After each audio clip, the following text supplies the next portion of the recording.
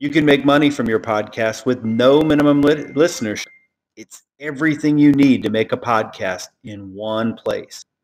All you have to do to get started is download the free Anchor app or go to anchor.fm to get started. Chapter 1. Dane Drake's low Plymouth shot along the PCH at a pace far in excess of the legal limit. He wasn't a reckless driver, nor was he at the moment in any particular hurry to arrive at his destination. It was simply that he drove his car in the same way he did everything else, with a fierce, relentless intensity, unmindful of the possible consequences either to himself or to anyone else. Dane Drake might have been 30 or he might have been 50. His well-knit, tall frame, the ease of his movements, his upright, alert carriage, suggested a young man, but then again there was that in his face which made him look much older. His dark hair showed a touch of gray at the temples. His fine, almost aesthetic face was deeply lined and had an underlying hardness. His eyes were purposeful, but along with that purposefulness there was bitterness and disillusionment. Just now his habitual expression of controlled savagery was more marked than usual. Things were not going as per schedule at the factory of the Warlock Tool and Steel Corporation, of which he was vice president and general manager. The corporation had its offices in Redondo Beach down at Nassau Street, and it was a routine matter for Dane Drake to visit the factory once a week. In fact, it was almost the only responsibility he had. He had taken the job for a steady paycheck and as a reward for a job well done for a former client. It was supposed to come with a marriage proposal and a ticket to high society, or so Dane thought. Except the client's daughter had other ideas about their tryst. That's what she had called it, in a tone of voice that suggested to him he would be nothing more than a piece of meat to any woman of culture, class and grace. He was no dummy, he knew when to say goodbye. To the girl, not the steadiest source of income he had in a decade though. It came with a windowless office and a worthless title, but the trips to the factory almost made up for both. But today he was going on a special mission, urgently summoned over the telephone by the superintendent. Dane Drake glanced at the speedometer. He was doing 86. Boondon was just ahead, and another 10 miles or so beyond it lay the plant of the Warlock Tool and Steel Corporation. He slackened his speed a little until he had passed through the town. Then once more the speedometer went up. After a few miles he came to a dirt road which he took after a hair-raising turn. It wasn't a good road, but his car was heavy and the occasional bumps which threatened the life of his springs left him unperturbed. Presently a patch of wood came into view. The people in the neighborhood were wont to refer to it as dusty woods, because the foliage was never quite as green as it ought to have been. The trees looked dry, unfriendly, as though nature had forgotten to give them the urge to live and grow. All in all, no more suitable site or a more fitting background could have been found for the Warlock Tool and Steel Corporation. Dane Drake turned left. The road that led him through the woods was narrow, just wide enough for his car or the small truck that the factory used. He kept on until he came to a clearing. The clearing was completely enclosed by a barbed wire fence. The gate was of steel, high and spiked. The sign did not give the name of the company, just a forbidding, "Keep out." He brought his huge roadster to a halt and blew his horn. From a little shack inside the clearing to the left of the gate a surly, red-faced individual emerged. In his right hand he carried a huge club. At his heels 2 German police dogs yelped fiercely. He peered through the gate at Dane Drake, then unlocked it, at the same time quieting the dogs with 2 well-directed kicks. Dane Drake drove through with a scarcely perceptible nod to the gatekeeper. He drove past a small shed of corrugated iron painted a dirty red that bore across its side in letters a foot high the legend, "Explosives. Danger." The factory was 100 yards beyond that, a long 1-story building of gray, dismal concrete. He stopped the car, leapt out and with quick, energetic strides mounted the few steps that led to the office. Inside, he went past the sallow young man at the railing without a word on into the superintendent's office. 14 Barnard, the superintendent, a burly individual with a heavy face and red untidy hair, lifted himself out of his rickety chair with an effort.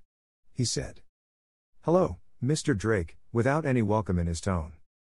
Dane Drake looked at him, saw the slightly bleary look in Barnard's pale eyes, went closer to him and got a whiff of the man's ginny breath. "You've been drinking again," Dane Drake said, his voice hard. "You've never seen me drunk, have you?" Barnard snarled. "You'd be drinking, too, if you had my job." Dane Drake's lips curled contemptuously, but he did not dispute the superintendent's statement. Instead he asked, "What's the trouble?" "It's Schwartz. He's been loafing on the job. We haven't progressed a step since you were here the last time. He's been doing it on purpose. He wants us to let him go, to let him out of here. He says he wants a vacation, some stall about his mother dying. Dane Drake said nothing. He only looked steadily at Barnard, a look which the superintendent interpreted as a reflection on his own competence. "What do you expect me to do with him? I can't make him work if he doesn't want to," Barnard demanded resentfully. "I damn near knocked his block off the day before yesterday, but it didn't do any good. What's more, I can't tell whether he's really soldiering or not. What he's doing is so complicated that I can't understand it. Nobody but you can. He's always got an excuse. How do I know whether or not it's on the level? If I were you, I'd let him go and get someone else. You can't make a man of that caliber work if he doesn't want to." "Can't I?" Dane Drake said softly, coldly. "As for letting him go, if your brains weren't soaked in gin you'd realize that we can't let him go. Let's go through the plant." Barnard flushed but said nothing. He went and held the door while Dane Drake went through. The factory of the Warlock Tool and Steel Corporation was laid out in a peculiar way. It was divided into sections and, while there were communicating doors between the various sections, these doors were invariably kept locked. Each group of workmen entered its own section directly from the outside. In this way the workmen of any one department never became acquainted with what the workmen of another department were doing. This procedure naturally excited the curiosity of the men. Speculation was rife. Some had it that the Warlock Tool and Steel Corporation was engaged in the manufacture of a new linotype machine, others that it was a new type of steam turbine, and again there were some that maintained it was nothing more novel than a power lawn mower. But whatever it was, one thing was certain: no one tried to discover the secret. To do so would undoubtedly result in a most unpleasant encounter with Barnard, the burly Irish superintendent, who on more than one occasion had demonstrated what he could do with his gnarled fists. With Barnard now leading the way, unlocking the doors between the different sections, Dane Drake went swiftly through the plant. He didn't stop in Section A, where two draftsmen were bending over drawing tables littered with blueprints and complicated graphs, nor did he pause in Section B, the laboratory where an experiment with some grayish powder was being conducted. He kept right on, stopping only occasionally for seconds in the subsequent rooms which were practically all alike, fitted with lathes, boring machines, millers, shapers and similar tools, each crew busy in the manufacture of a single part to be ultimately delivered to Section M, where 3 men would assemble the various parts and in due course complete the device that was being manufactured. The 3 men in Section M, of whom the recalcitrant Schwartz was the head, alone knew what was being manufactured, and those 3 men for varying reasons had little, if any, opportunity to divulge the carefully guarded secret of the Warlock Tool and Steel Corporation. They were never permitted to leave the grounds. They lived within the barbed wire enclosure in a small cottage 50 yards distant from the plant. They were never allowed to correspond with anyone outside except through Barnard, who censored their outgoing mail as well as any incoming mail. When Dane Drake and Barnard went in, Lon Schwartz looked up sullenly from a machine with which he was tinkering. Dane Drake stared at him silently, then shifted his glance to Schwartz's 2 assistants. One of them stood with his back to a lathe at which he was working. A large casting was fixed between the head and tailstock of the lathe, revolving slowly while a thick shaving was being cut from its outer edge. He was a small man with a weak chin and watery eyes. A cigarette hung limply from the corner of his thin mouth. Dane Drake watched him for a minute, then went over and slapped the cigarette out of the man's mouth. The man drew back and growled something unintelligible. "It isn't that I mind your smoking," Dane Drake said. His tone was low but penetrating with cold, dispassionate fury. "That casting in your lathe costs $600, and what is more important, it took a month to have made. Keep your eye on the lathe and see that nothing happens to that casting." The man's lips moved. He seemed on the point of uttering a protest, but changed his mind and turned back to his work. Oddly enough, Schwartz and his 2 assistants, although they were all markedly different in build, in physical characteristics, did seem somehow to have come from the same mold. They had something in common: a furtive, cowed manner, a shuffling walk, a shiftiness of eye, a way of looking up from underneath. Dane Drake went over to the piece of machinery at which Schwartz had been puttering at their entrance. It was an odd-looking contrivance, an extremely complicated piece of machinery, a shining steel tube some 2 feet in diameter mounted on a platform at an angle of 45 degrees. From its mouth protruded more than 2 dozen thinner tubes. It bristled with innumerable cogs, levers and wheels. Dane Drake bent over it, examined it carefully, moved some of the levers, changed the elevation of the steel barrel as well as its direction. Then he straightened up and fixed Lon Schwartz with his frosty eyes. "You're no further along than you were the last time," he said harshly. Schwartz avoided his glance. He was a small man with dark, hopeless eyes. He ran his long, thin fingers through his sparse hair, then wiped his mouth and said, "That ain't my 16 fault. The parts ain't accurate. The rifling is different on some of the barrels. The firing device don't synchronize. What do you expect me to do?" His voice was piping and whiny. Dane Drake turned to Barnard. "What about it?" he demanded. Barnard took out a plug of tobacco and bit off a generous portion. He spat into a pile of steel turnings. "Nothing's ever his fault," he said. "I had some of them barrels measured myself. They're all true, exact to the thousandth of an inch." Lon Schwartz shifted uneasily on his feet. "It's the rifling," he muttered. "It ain't accurate." Somewhere a bell clanged loudly. Dane Drake looked at his watch. It was 5 o'clock. The man from whose mouth he had knocked the cigarette stopped the lathe. His companion shut off the power. It was quitting time. They stood for a moment watching Dane Drake and Barnard with nervous sidelong glances. "You can go," the former said. "You, too, Barnard? I want to have a talk with Schwartz." Alone with the general manager of the Warlock Tool and Steel Corporation, Schwartz stood looking uneasily down at the floor. There followed a silence which lasted until the little mechanic could endure it no longer. He suddenly lifted his head and unexpectedly looked Dane Drake squarely in the eyes. "I can't stand it anymore," he said desperately. "I gotta get away. I gotta get away. This place is driving me nuts." "What is the trouble?" His first quick outburst over, Schwartz was once more looking down at the floor, digging into it with his toe. "I don't know," he said. "I guess it's what you would call the atmosphere. It gets on my nerves, everything being sort of secret, never being able to get off the place, never seeing anyone practically excepting them 2 jailbirds that's working with me." "The company of jailbirds I shouldn't think would disturb you, Schwartz," Dane Drake interrupted tonelessly. The other winced. With an effort he looked up once more. "I don't ask you to let me off for good," he said. "Just give me a little vacation.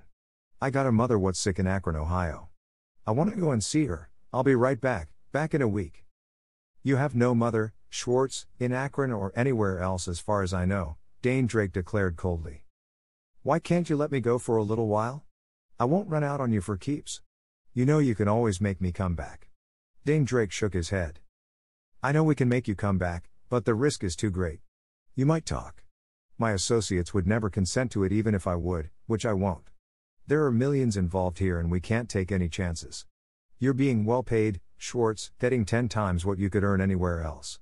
The other's deadly impersonal manner convinced Lon Schwartz of the hopelessness of his position, and it drove him into a frenzy. "What do I care about money?" he shrilled out hysterically. Money, that's all you and your gang think about. Why can't you get somebody else in my place? All I want is my freedom. I want to be free to starve if I have to. Money, huh? This place is worse than being in jail." "You ought to know, Schwartz," Dane Drake said absently. DS 117. "You know when your time's up when you're in stir," Schwartz interrupted. "But hearsay, how long are you planning to keep me here? Is this going to go on forever?" "That depends on you, Schwartz," Dane Drake explained in his lifeless monotone. "I drew the plans, but I can't make it work without you. You're the finest mechanic I know. That's why I picked you. You see, you had established a reputation with your work on safes." A faint, sardonic smile came to Dane Drake's lips, then his face hardened. He advanced a step toward the smaller man, and his words now came with the cold impact of a trip hammer. "You're going to stay here until this job is finished, whether it takes a month or 10 years. Lon Schwartz fell back. His lips quivered. His hands trembled. "No, I'm not," he whispered hoarsely. "I'm not. I'm gonna give myself up. I'd rather be back up the river than here. Sing Sing isn't so bad." Dane Drake looked at him steadily. There was understanding in Dane Drake's eyes, understanding but no sympathy. His own past was such that while he could understand others, for himself he no longer had faith nor hope, and least of all sympathy for the difficulties of a fellow creature. "You've done a stretch at Atlanta," Dane Drake said quietly. "And you've escaped from Sing Sing. As prisons go, you don't think they're so bad. You think you can do the rest of your stretch standing on your head at Sing Sing, but what about Alcatraz? You've heard of Alcatraz, Schwartz?" The little man's mouth fell open. His face turned the color of putty. "What do you mean?" he gasped. DS 2. "I mean that if you give yourself up, or try to make a getaway from here, that's where you're going. That's where they take the tough prisoners, Schwartz, and you're tough. My associates will see to that. They are influential. If you don't think so, just remember how you managed to escape from Sing Sing. Lon Schwartz looked about him wildly. It was as though he were at that very minute trying to find an escape for himself. He seemed to grow smaller, a pathetic, broken thing. After a long time he looked back at Dane Drake. "I didn't mean what I said, Mr. Drake. You wouldn't do that to me, no Alcatraz. I'll have this thing." His eyes shifted to the machine on the floor. "Going in no time, honest I will. You'll see." Dane Drake nodded. "You may go now, Schwartz." He watched the little man shuffle out of the side door, then stared off into space, lost in thought. He passed a hand over his tired eyes. Yes, he could understand Schwartz, but then the poor fool had no one but himself to blame for his predicament. If his life was ruined, it was his own fault. He had no cause for bitterness the way that he, Dane Drake, had. Fate had destroyed him. Grab your copy today.